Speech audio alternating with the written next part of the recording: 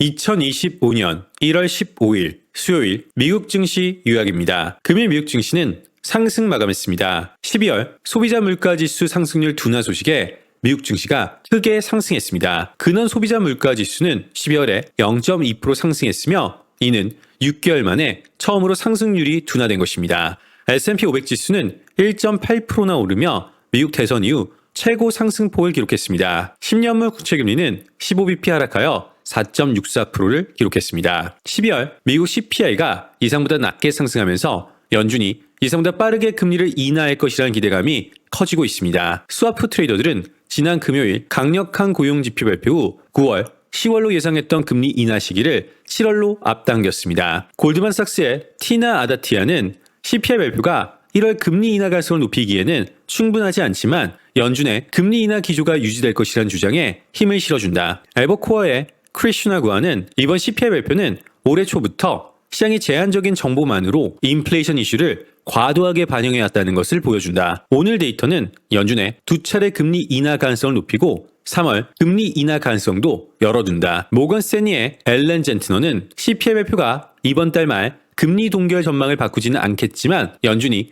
금리를 인상할 수 있다는 우려를 다소 잠재울 것이다. 키웰스의 라지브 샤르마는 인플레이션 데이터가 예상과 일치한다고 해서 연준이 견고한 고용시장을 관가하지는 않을 것이다. 시장이 2025년에 더 많은 금리 인하를 기대하기는 어렵다 라고 전했습니다. 연준 위원들은 이번 지표에 대해 다음과 같이 평가했습니다.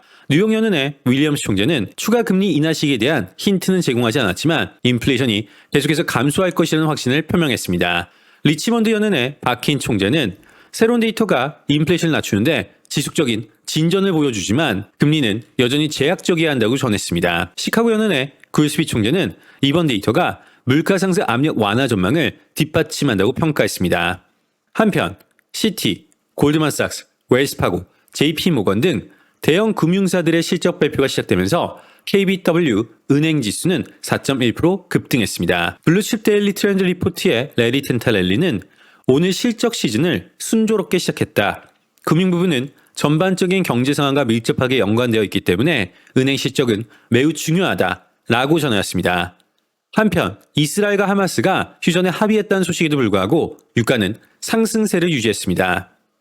골드만삭스 실적 발표 예상 상해, 블랙락 실적 발표 사상 최대 규모의 고객 자금 유치, 엔비디아 GTC 2025 컨퍼런스의 첫 양자 컴퓨팅 행사 개최 예정 소식이 있었습니다.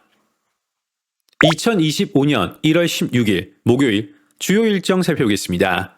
경제지표는 22시 30분 미국 1월 필라델피아 여는 제조업 지수, 22시 30분 미국 12월 소매 판매, 22시 30분 미국 12월 수입 물가 지수, 22시 30분 미국 신규 실업수당 청구 건수, 자정 미국 11월 기업 재고, 자정 미국 1월 NAHB 주택시장 지수, 00시 30분 미국 EI 천연가스 재고가 예정되어 있습니다.